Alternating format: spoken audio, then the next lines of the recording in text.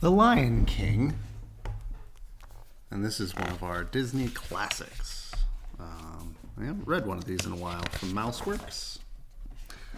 The sun came up over the African plains, hot and brilliant, just as it had done since the beginning of time. Today, the first rays of the morning sun fell on an astonishing sight. Across the vast Pride Lands, animals moved in great herds, heading for a single destination. Elephants plodded steadily. Antelopes leaped through the grass. Giraffes loped. Cheetahs raced. Ants marched in a single line, while huge flocks of flamingos winged across the sky. They were all journeying to Pride Rock to celebrate the birth of King Mufasa's son. Above the gathering, on the top of Pride Rock, Rafiki, the wise old mystic, approached King Mufasa and Queen Sarabi. He cracked open a gourd, dipped his finger in the liquid, and made a special mark on the infant's forehead. He carried the cup to the edge of the rock and held it high. A loud cheer rose from the plain. Elephants trumpeted, monkeys screeched, zebras, rhinos, and a host of other animals stamped their hooves. Then a hush fell over the gathering. Together the animals of Mufasa's kingdom knelt before Simba, their new prince. Yet one family member did not attend the ceremony. Mufasa's brother Scar had spent the entire morning toying with a mouse. He was just about to eat it when Zazu, the king's major domo, appeared. Startled, Scar turned, and the mouse scampered away. "Now look, Zuzu, you've made me lose my lunch," Scar complained. "You'll lose more than that when the king gets through with you." But Scar wasn't listening. He was still hungry, and Zuzu was beginning to look pretty tasty. Scar pounced, but before he had time to eat Zuzu, a voice commanded, "Drop him." Scar released the bird. "Why, if it isn't my big brother," he sneered. "Sarabi and I didn't see you at the presentation of Simba," Mufasa said. "Is anything wrong?" That was today," Scar said. "Oh, I feel simply awful. I must have slipped my mind." "Well, as slippery as your mind is, you are the king's brother," Zazu reminded him. Zazu also reminded Scar that he should have been the first in line to congratulate his brother. "I was first in line until the little hairball was born," retorted Scar. "That hairball is my son," Mufasa reminded him, "and your future king." "I shall practice my curtsy," Scar turned. Then he turned his back on them and walked away. As the days passed and Simba grew from an infant into a cub, one morning before dawn, Mufasa led Simba to the top of Pride Rock. As the sun edged over the horizon, Mufasa said, "Simba, look, everything the light touches is our kingdom. A king's time as ruler rises and falls like the sun. One day, the sun will set on my time here, and will rise with you as the new king." "And this will all be mine? "Wow," said Simba, looking around. But what about that shadowy place?" Mufasa turned to his son. "That is beyond our borders. You must never go there, Simba." As they wandered away from Pride Rock, Mufasa said, "Simba, Everything you see exists together in a delicate balance. As king, you will need to understand that balance and respect all the creatures because we are all connected in the great circle of life. The young cub tried to listen, but a grasshopper caught his eye, and he chased after it. Just then, Zazu arrived with the morning report. "Sire," he addressed Mufasa, "hyenas have crossed into the Pride Lands." Quickly, the king ordered his major domo to take Simba home.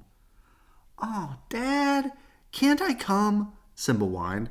"No, son," his father replied, and he took off after the dark shapes in the distance.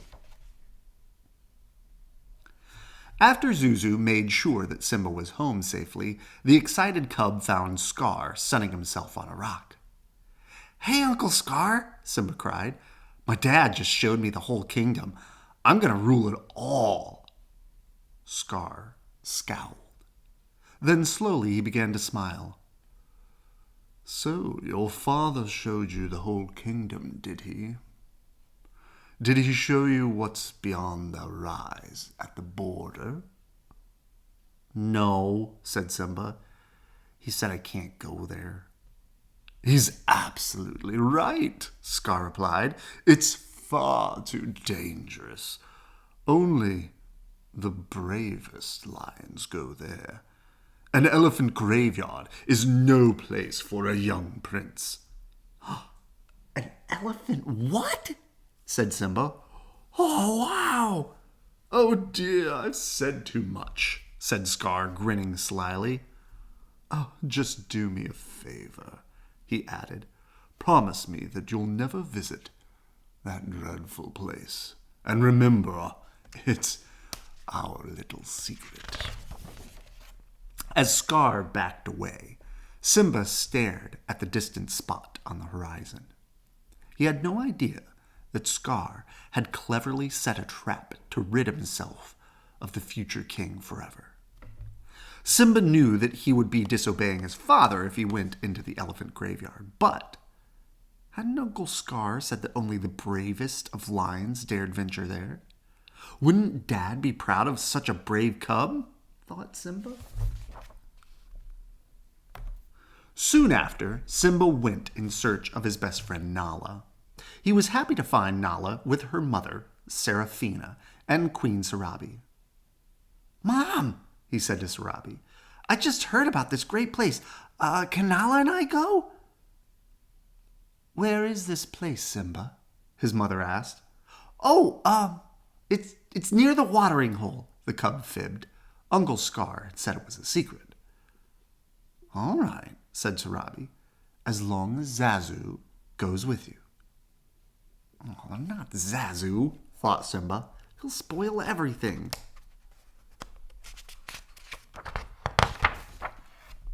As Zazu led the way, Simba whispered to Nala, "We gotta ditch him. We're not going to the watering hole. We're going to an elephant graveyard." When Zazu looked back and saw them whispering, he said, "Just look at you two. Your parents will be thrilled. One day, you two are going to be married. It's a tradition." "Marry her? Oh, forget it," said Simba. "I can't marry her. She's my best friend. And besides, when I'm king, I'll do just as I please." Zazu shook his head. "With that attitude, you'll be a pretty pathetic king." Simba laughed at Zazu. "Oh, I can't wait to be king," the cub shouted, and he scampered away across the plains. Nala followed, and the two of them darted in and out of herds and escaped from Zazu.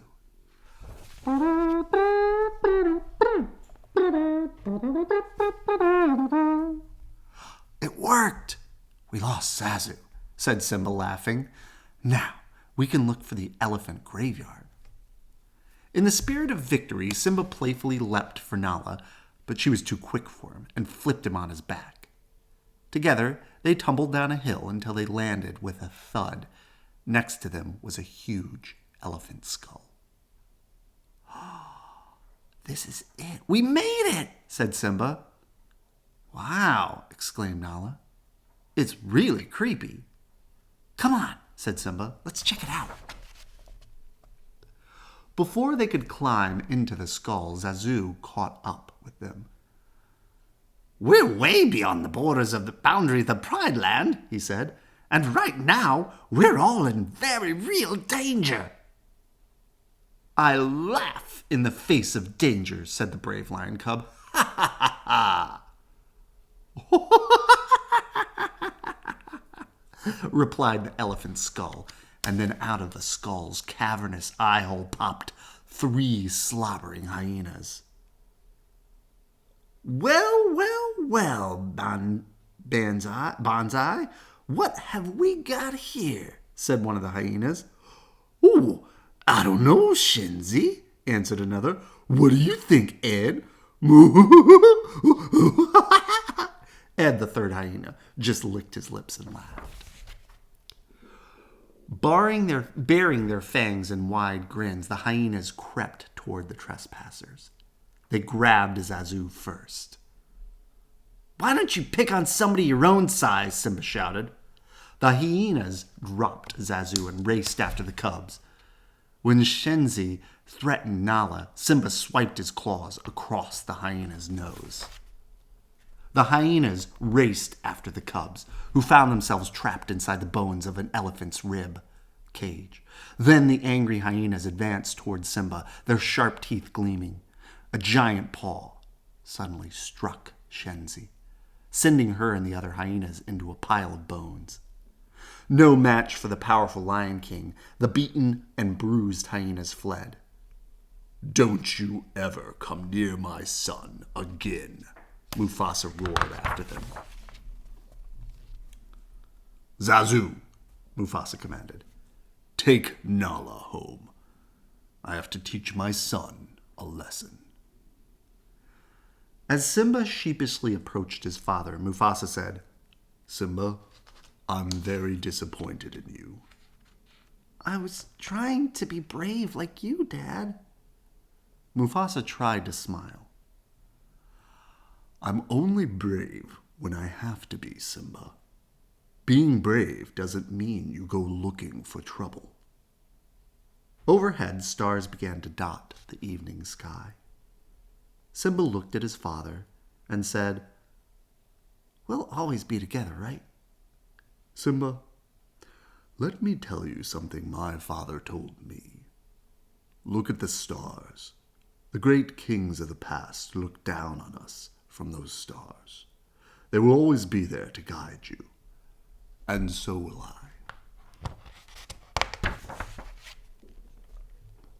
Later that evening, Scar searched out the hyenas. Did you bring us anything to eat, Scar, old buddy? Bonsai asked. You don't really deserve this, said Scar, tossing them a chunk of meat. I practically gift-wrapped those cubs for you. You couldn't even dispose of them. What were we supposed to do? Kill Mufasa? Said Bonsai. Precisely, answered Scar. As the hyenas ate ravenously, Scar thought of another plan. This time there would be no escape for Simba or for his father. The next day, Scar approached Simba. Your father has a surprise for you, he said. Scar led the cub down the steep walls of the gorge. Well, I like the surprise, Uncle Scar. Simba, it's to die for. Now wait here and find out, Scar said, leaving Simba behind. Not far from where Simba waited, a herd of wildebeests grazed. And not far from the herd, 3 hyenas waited, too. They were waiting for a signal from Scar. Shenzi saw him first. There he is! Let's go! The hyenas ran towards the wildebeest. Sensing danger, the herd panicked and stampeded into the gorge, straight toward Simba. Nearby, Mufasa and Zazu noticed the dust rising from the gorge. Mufasa! Scar yelled. appearing from behind a rock. "Quick, stampede! Simba's down there!" And with no thought for his own safety, the Lion King leapt into the gorge and snatched the cub out of the path of the deadly hooves. Mufasa jumped onto a rocky ledge and let Simba down. Suddenly, Mufasa felt the rocky wall crumble beneath his hind paws. He fell back into the herd, badly hurt. He tried to climb another cliff, and looking up, he saw Scar. "Brother, help me," Mufasa pleaded. Scar leaned toward Mufasa and pulled him close. "Long live the king," he whispered, and then let go. Mufasa lost his grip and disappeared beneath the mass of moving animals.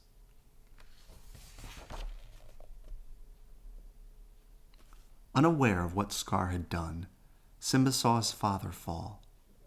When the wildebeest were gone, the cub raced down into the dust-filled gorge.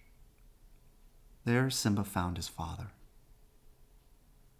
He nuzzled the motionless body, but the great Lion King was dead.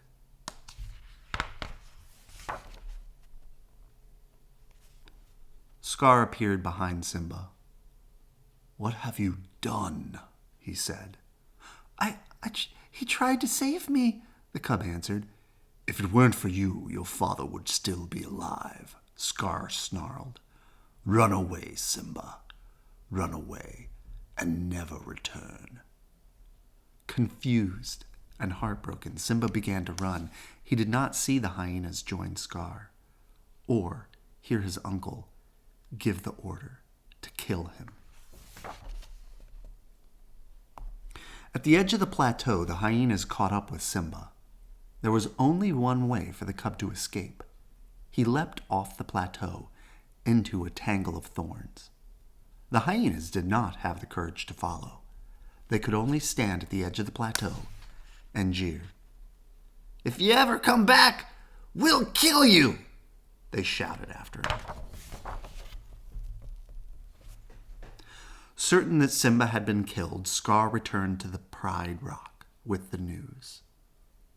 "Mufasa died a hero," Scar solemnly announced. "He gave his own life to save his son, but alas, both are dead." Sarabi, Nala, and the other lionesses began to mourn. Scar slowly ascended Mufasa's throne. "It is with a heavy heart that I become your new king." Rafiki, shaking his head in disbelief, watched from a distance. Injured and exhausted by his flight from the hyenas, Simba stumbled across the hot African wasteland. Above him, against the blazing midday sun, vultures circled. Unable to go further, Simba fell to his knees and fainted. When Simba opened his eyes again, the burning sun and the vultures were gone, but a meerkat and a warthog were standing over him. "You okay, kid?" said the meerkat. "You nearly died," said the warthog. "We saved you." "Oh, thanks for your help," Simba replied. He stood on wobbly legs and started to leave. The meerkat called after the shaky cub. "Where are you from?" "Doesn't matter," Simba said quietly, and then he admitted, I did something terrible, but I don't want to talk about it." "Then you're an outcast," cried the meerkat. "So are we. My name's Timon, and this is Pumbaa. Take my advice, kid. You gotta put your past behind you. No past, no past, no future, no worries. Hakuna Matata." With nowhere else to go, Simba followed Timon and Pumbaa to their jungle home. As Timon handed Simba some wriggling bugs to eat, the meerkat repeated, "This is a great life. No rules, no responsibilities, and best of all, no worries."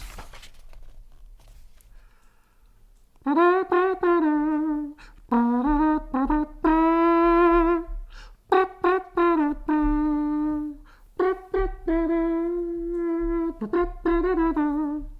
passed.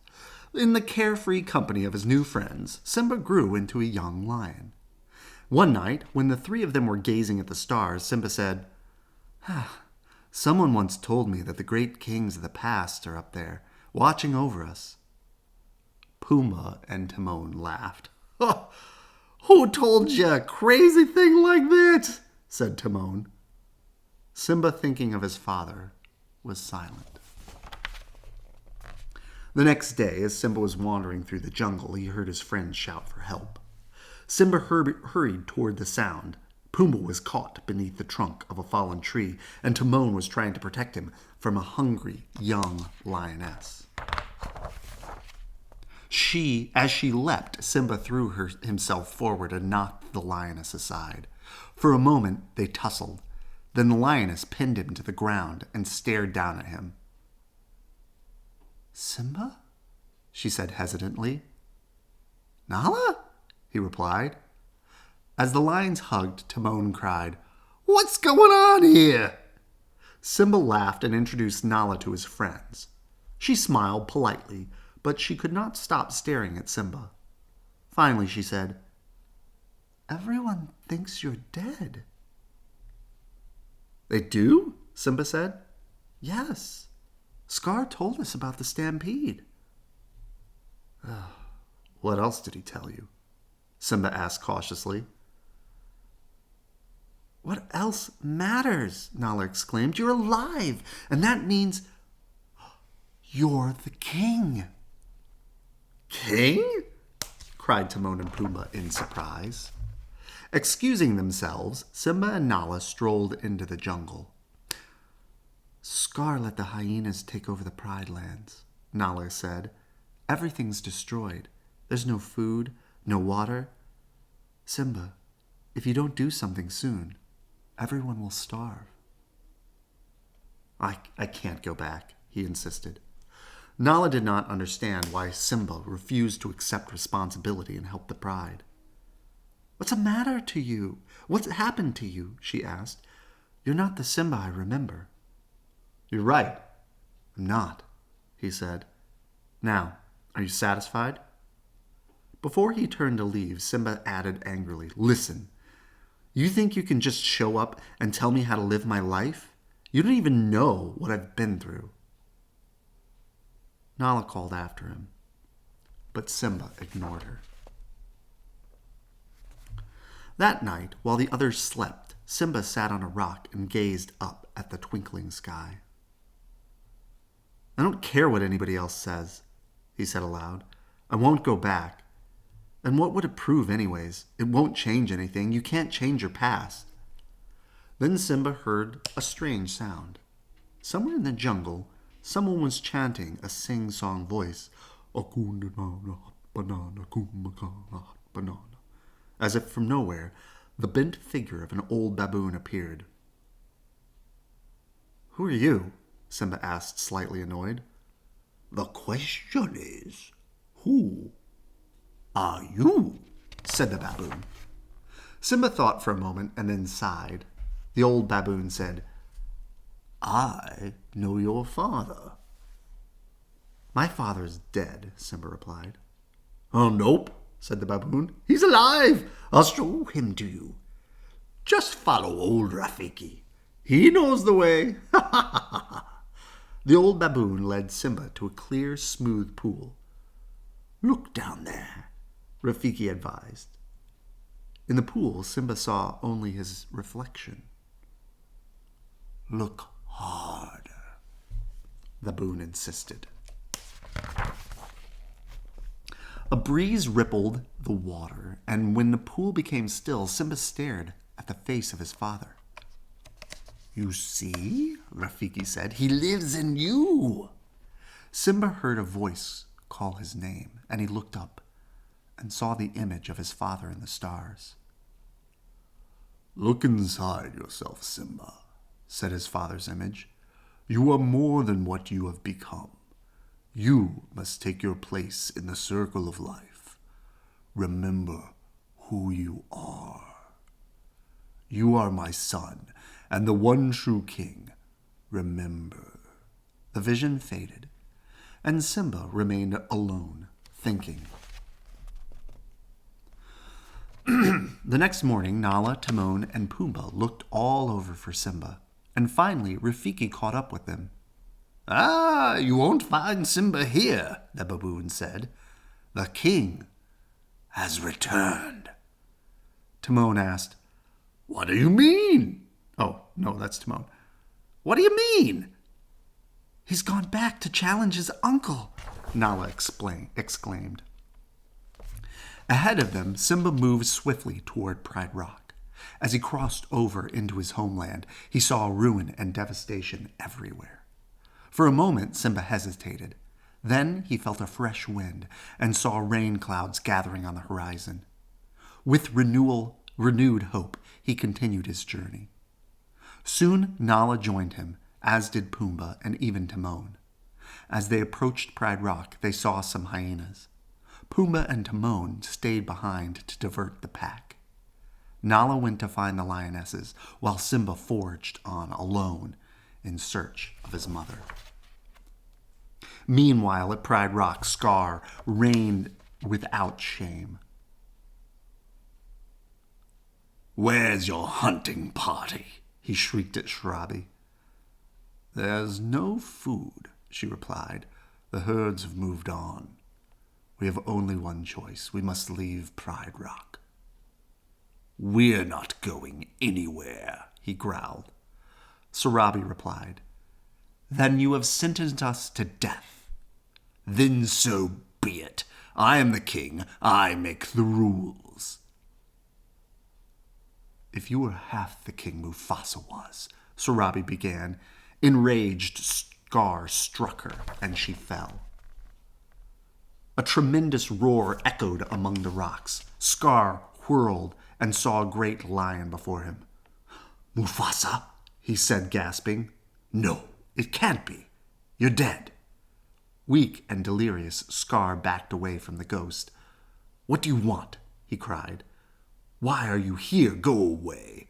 Go. Leave me alone." Although many years had passed, Sarabi still recognized her son. "Simba," she said quietly, "you're alive?" "Simba," Scar exclaimed, and then he glared at the hyenas who had failed to kill Mufasa's boy. "This is my kingdom," Simba proclaimed. "Step down, Scar." Scar laughed. "Well, I could, of course. But there's one little problem." He gestured toward the hyenas. Quickly, the hyenas swarmed over Simba. "Enough," Scar finally cried. The hyenas drew back, providing a clear path for Scar to approach Simba, who struggled to avoid falling to his death. Scar sneered. "Where have I seen this before? Oh, yes, I remember. That's just the way your father looked. Before I killed him." Gathering all his strength, Simba leapt toward his uncle. As they fought, Scar ordered the hyenas to help. Moments later, Nala and the lionesses arrived, along with Timon and Pumbaa. With fury, they attacked the hyenas, attempting to drive them away. As the groups clashed, lightning struck the dry grass of the flatlands. The wind, now fierce, swept huge flames toward Pride Rock. During the battle, Simba became separated from his uncle. Then Simba saw Scar crawling up Pride Rock. Simba dashed up the steep face, dodging fire and smoke. This time, he trapped Scar at the edge. "Simba, you don't understand," Scar insisted. "I didn't kill your father. It was the hyenas. They are the enemy. Now that you're back together, we can defeat them." "Run away, Scar," Simba commanded, repeating the advice his uncle had once given him. "Run away and never return." Scar started to slink away, but then he turned and lunged for Simba. Acting swiftly, Simba hurled Scar off the cliff, and the sound of hungry hyenas drifted up from the gorge, revealing Scar's awful fate. As rain began to fall, Simba climbed to the top of Pride Rock. Then the clouds parted, revealing a star-filled sky. Simba roared triumphantly, and all who heard him reacted with joy. Soon, under the rule of a wise and brave king, the Pride Lands flourished. The herds returned to graze, and the food was plentiful once again. Soon the animals gathered once more to celebrate the birth of a king's son. Simba and Nala watched proudly as Rafiki held their new cub high over Pride Rock. As the morning sun touched the African plain, Simba thought of something his father had once told him. A king's time as ruler rises and falls like the sun. One day, the sun will set on my time and rise with you as the new king. Someday Simba would pass on these same words to his own son, continuing the unbroken circle of life.